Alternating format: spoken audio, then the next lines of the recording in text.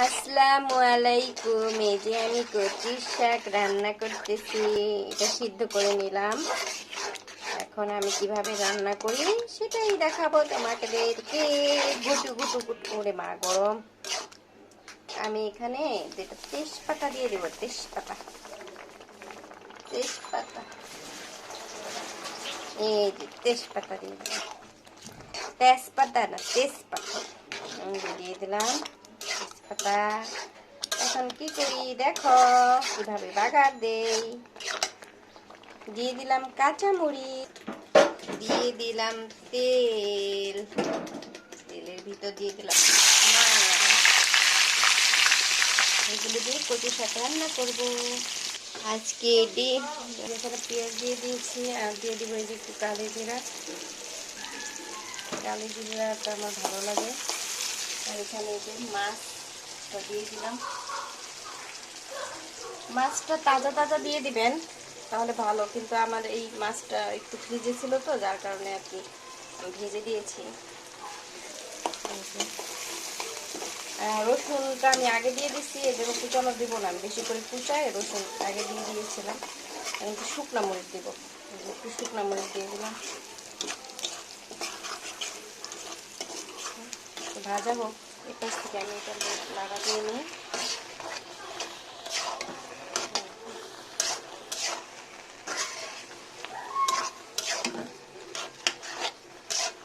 কালারটা অনেক সুন্দর হয়েছে। কচু খাবেন, কচুতে প্রচুর পরিমাণে, কচু খেলে রক্ত হয়, কচু খাওয়া ভালো।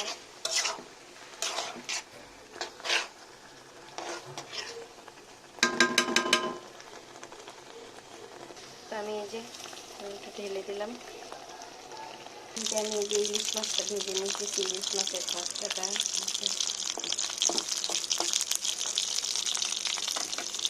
আমি আজকে ডিম রান্না করবো। এই যে ডিম নিয়েছি,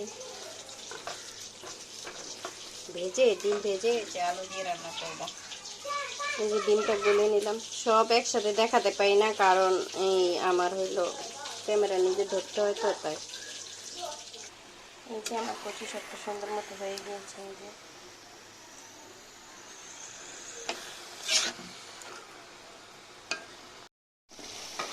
এই যে আজকে হইলো আমি ডিম দিয়ে আলু দিয়ে রান্না করতেছি।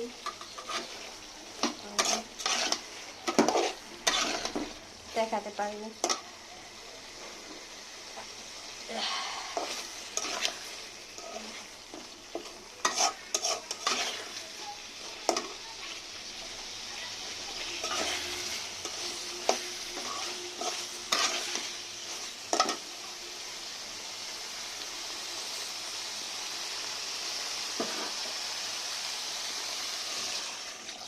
ঝোল দিয়ে দিলাম,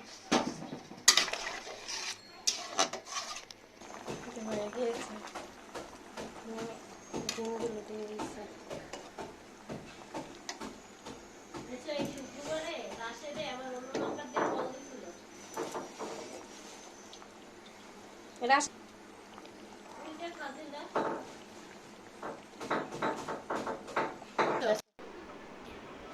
তো এই যে এখান থেকে আমি যে পিঙ্ক সল্টগুলো গুঁড়ো করে নিচ্ছি আমার এক ছোট বোনকে দিয়ে। পিঙ্ক সল্টগুলিকে ভালোভাবে গুঁড়ো করে নিচ্ছি। তো আপনারা ওইভাবে করে নিতে পারেন, কাগজের উপরে দিয়ে, তারপরে একটা শ্রেণীর উপরে দিয়ে, তাহলে নয়তো বা দানা দানা হয়ে থাকে। এভাবে পিষলে পুতা দিয়ে সুন্দর করে পিঙ্ক সল্টটাকে পিষে নিলে ভালো হবে। এদিক থেকে আমার এই যে ডিমের তরকারিটাও হয়ে গেছে সুন্দর বাঙালি স্টাইলে। ডিম দিয়ে আলু দিয়ে, ডিমের আলুর ঝোল। ঝোলটা একটু টেনে গিয়েছে, আলু তো খেয়ে ফেলেছে।